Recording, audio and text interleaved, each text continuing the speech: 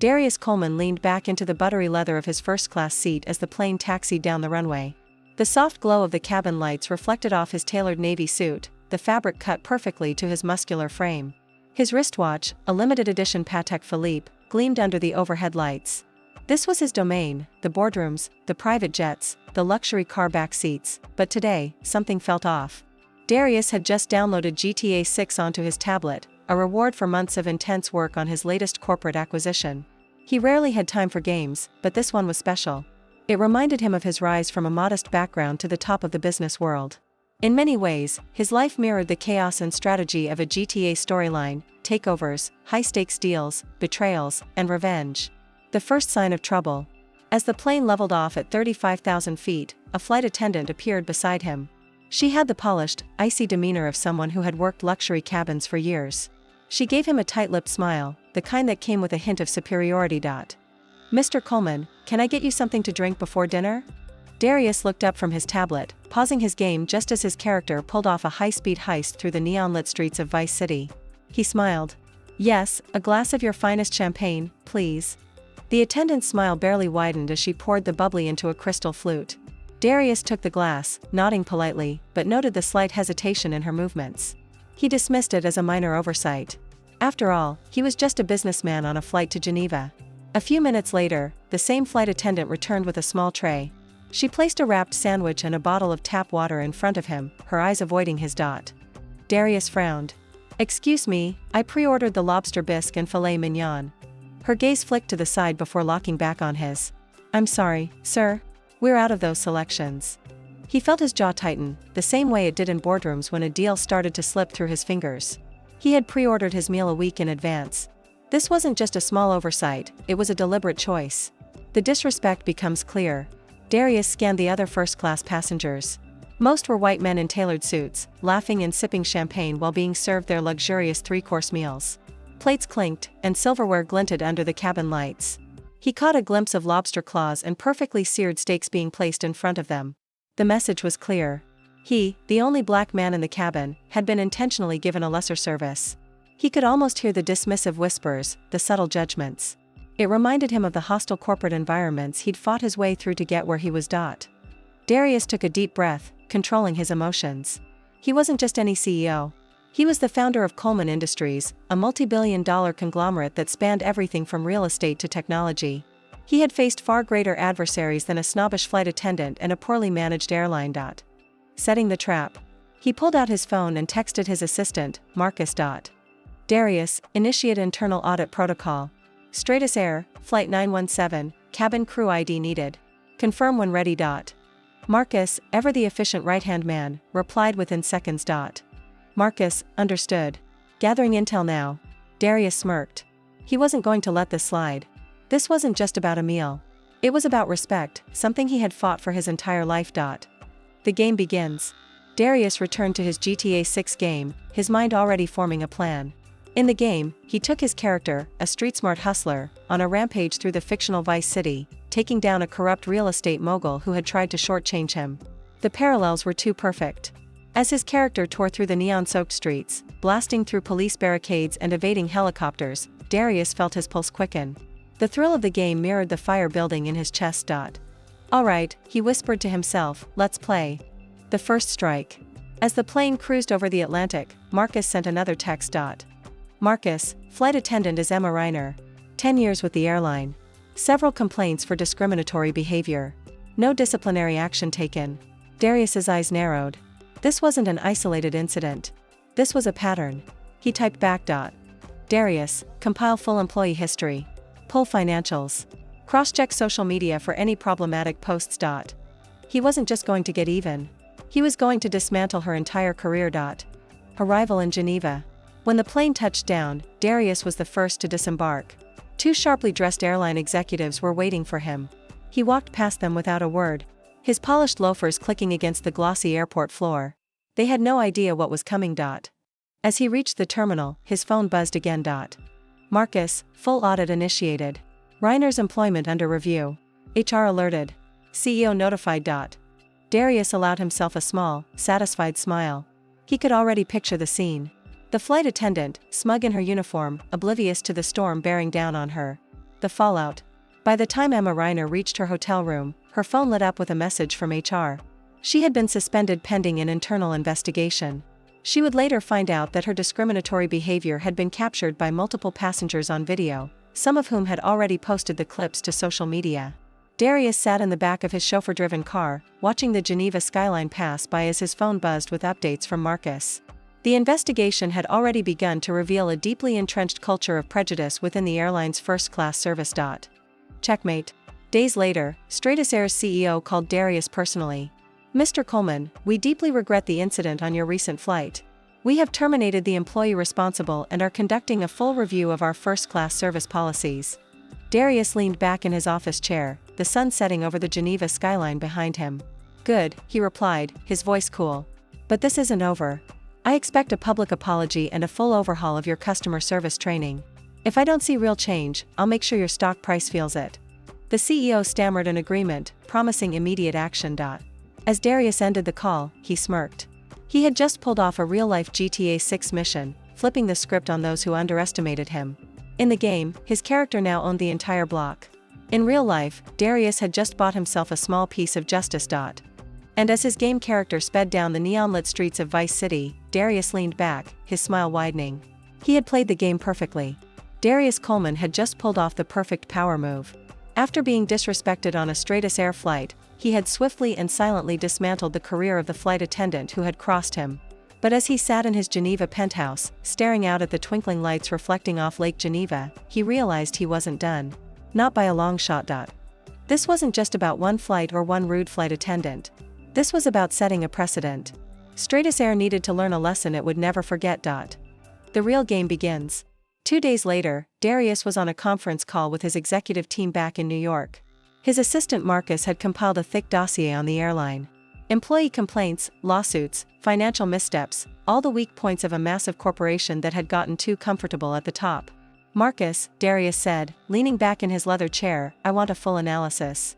I want to know every crack in their armor. Financial, operational, legal. Leave no stone unturned." "Yes, sir," Marcus replied, already tapping away at his laptop. "And one more thing," Darius added, his voice dropping to a colder tone. "Get me a list of their major shareholders and board members. I want to know who really controls this company." Setting the trap. Darius wasn't just looking to teach Stratus a lesson. He wanted to hit them where it hurt the most, their bottom line. He had made his billions by identifying weaknesses and exploiting them, whether it was a failing tech startup or a luxury airline that treated its best customers like second-class citizens. A few hours later, Marcus sent him a file labeled Operation Takeover. It included a breakdown of Stratus Air's financials, their top shareholders, and the smaller regional airlines they had been quietly buying up to monopolize routes. Darius smirked. Stratus had overextended itself, gobbling up smaller competitors without fully integrating them. This had created inefficiencies, duplicated costs, and overlapping management structures, a corporate time bomb just waiting for the right spark. And Darius was holding the match. The boardroom showdown. The next morning, Darius walked into the headquarters of Coleman Industries in downtown Geneva. His team had already set up a secure video call with several of Stratus Air's largest institutional investors. The backdrop was perfect, the glass walls behind him framed the stunning Swiss Alps, a subtle reminder of his power and reach. "Good morning, gentlemen," he began, his voice calm yet commanding. "I'm reaching out because I believe we share a common interest, the long-term success of Stratus Air." A few of the investors exchanged glances, surprised by the unexpected call. "I have reason to believe that recent management decisions at Stratus have not only put the company at financial risk but have also compromised its brand reputation." He paused, letting the words sink in. Then he clicked a button on his laptop, sharing his screen. A series of charts and graphs appeared, showing Stratus's rising operational costs, declining customer satisfaction scores, and a sharp increase in employee turnover. "This," Darius continued, "is the beginning of a downward spiral. I've seen it before. Companies like Stratus, when they lose sight of their core values, eventually become easy targets for hostile takeovers." The room on the other side of the screen fell silent. Darius had their attention. "But I have a proposal," he said, leaning in closer to the camera. "I'm prepared to lead a turnaround effort. I'll invest heavily, bring in my own management team, and restore Stratus to the industry leader it once was. But I need your support." The power move. Darius ended the call and leaned back, satisfied. He had just planted the seeds of a corporate coup. Stratus's board members would soon find themselves surrounded by shareholders who no longer trusted their leadership, thanks to the data Darius had just presented.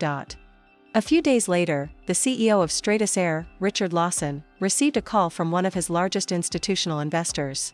"Richard," the voice said, dripping with thinly veiled contempt, "we've been reviewing the numbers, and it seems like you've been mismanaging this company. We're considering a change in leadership." Lawson's blood ran cold. He had been blindsided. In the span of a week, Darius had turned his own investors against him, using nothing more than public financial data and a well-timed nudge. The final strike. 2 weeks later, Darius received a text from Marcus. "Marcus, all systems go. Stratus Air board meeting confirmed. You have their full attention." Darius smiled. The pieces were falling into place. He made his way to the airport, this time choosing a private jet for his return to New York. As he stepped onto the tarmac, he glanced back at the Stratus Air terminal, a slight smirk playing at his lips. They had no idea what was coming. The endgame. Back in New York, Darius walked into the boardroom of Stratus Air, flanked by a small army of lawyers and financial analysts. The board members, most of whom he had just weeks ago convinced to turn on their own CEO, sat in stunned silence as he took his seat at the head of the table. "Gentlemen," Darius said, his voice echoing through the room, "thank you for agreeing to this meeting. I think you'll find my proposal compelling." As he began his presentation, outlining his vision for the future of Stratus Air, he knew he had already won. Because this wasn't just a revenge play. This was a takeover. Darius Coleman had just orchestrated the perfect corporate ambush, positioning himself to seize control of Stratus Air. But as he leaned back in his private jet, the polished leather seat cool against his back, he knew this was only the beginning. Stratus Air wasn't just an airline. It was a symbol. A gatekeeper of the ultra-wealthy, a club that had just underestimated the wrong man. But Darius didn't just want control. He wanted total control. And he was about to play his final, most dangerous card. Setting the stage. The next morning, as his jet touched down in New York, Darius's phone buzzed with a message from Marcus. "Marcus, you're not going to believe this. We got something big. Call me ASAP." Darius leaned forward, curiosity flickering in his eyes. Marcus rarely sounded this excited. As soon as the plane taxied to a stop, Darius dialed him. "Marcus, talk to me. You remember that audit we started on Stratus Air's digital infrastructure?" "Yes. What about it?" Marcus's voice lowered, his tone serious. "We found something. Stratus has been running a secret side project, something they've kept hidden even from their own board members. We pulled some files, and, well, it's not just about luxury air travel. It's way bigger." Darius's mind sharpened, instincts firing on all cylinders. "How big?" "They've been funneling profits into a joint venture with a tech company. It's a media giant that's been secretly developing the AI architecture for GTA 6. And get this, they're using their passenger data to train it." Darius's eyebrows shot up. This was more than just a business opportunity. This was a potential scandal. Stratus was using the personal data of its ultra-wealthy clientele to train the world's most anticipated video game AI. "You have my attention," Darius said, a slow, predatory smile spreading across his face. The deep dive. As Darius's car weaved through Manhattan's early morning traffic, he opened the files Marcus had sent over. It included financial reports, internal memos, and encrypted emails. The documents painted a picture of a secretive, high-stakes project known as Project Nemesis. It was a partnership between Stratus Air and Redwood Interactive, the shadowy division behind GTA 6. They were using real-world behavioral data to create hyper-realistic NPCs, characters that would respond to players in unpredictable, lifelike ways. And it wasn't just customer service data. They were using private messages, travel patterns, even VIP lounge interactions to train the AI. Darius leaned back, processing the implications. If this went public, it could sink Stratus Air overnight. Privacy violations, lawsuits, a complete PR disaster. But if he played this right, it could be his golden ticket to complete control. The bait. Darius decided to set his trap. He called Marcus. "Find me a way into that project. I want full access to their data streams, their AI training models, everything." Marcus hesitated. "Darius, this is risky. If they catch us..." "They won't," Darius interrupted. "Stratus thinks it's untouchable. Let's show them how wrong they are." That afternoon, Marcus sent an encrypted link. It was a backdoor into Stratus's internal project servers, a flaw in their security system that his team had exploited. Darius clicked it, and his laptop screen flooded with data. Passenger profiles, detailed psychological maps, even voice samples collected from in-flight conversations. It was a goldmine of confidential information, and it all flowed into Project Nemesis. Darius's fingers flew over the keys, isolating the data points that mattered most. He wasn't just looking to expose them. He wanted to use this data to pull off a takeover that would leave Stratus's executives scrambling. The showdown. 3 days later, Darius walked into the Stratus Air boardroom. The room was full, every executive, every board member, even the CEO, Richard Lawson, who looked particularly tense. They had no idea what was coming. "Thank you for meeting with me," Darius began, his tone polite but with a dangerous edge. "I'm here to discuss a matter of great importance to this company." Lawson leaned back, trying to project confidence. "We're always happy to hear from our investors." Darius slid a slim tablet across the table, the screen already displaying the Project Nemesis files. The color drained from Lawson's face. "I believe this is yours," Darius said, his voice dripping with icy calm. "You've been training the AI for the most anticipated video game of the decade using the private data of your wealthiest clients. Data you collected without their consent." The room fell silent. The CFO shifted uncomfortably. One of the older board members coughed, his eyes darting nervously around the table. "Mr. Coleman, I don't know what you're talking about," Lawson stammered, his carefully curated calm slipping. "Oh, but I think you do," Darius continued, leaning forward. "Because I have every email, every transaction, every data file. And I'm prepared to go public with this unless we come to a mutually beneficial agreement." Lawson's jaw tightened. "What do you want?" Darius's smile widened. "Simple. I want control. Full control. I become the majority shareholder, and you step down as CEO." The room erupted into whispered arguments, but Darius remained silent, letting the chaos wash over him. This was his moment, his coup. Finally, Lawson exhaled, his shoulders slumping in defeat. "And if we refuse?" Darius's eyes turned cold. "Then I release every piece of data I have to the press. The lawsuits alone will bury this company." The final play. An hour later, Darius walked out of the boardroom, the official documents in his hand. He had just become the controlling shareholder of Stratus Air, effectively taking over the very airline that had dared to disrespect him. As he stepped into his waiting car, his phone buzzed. It was Marcus. "It's done," Darius said, his voice calm, his heart steady. "Stratus is ours." Marcus chuckled. "You know, I heard a rumor. Rockstar is about to announce the release date for GTA 6. Looks like you've just bought yourself a front row seat to one of the biggest media events in history."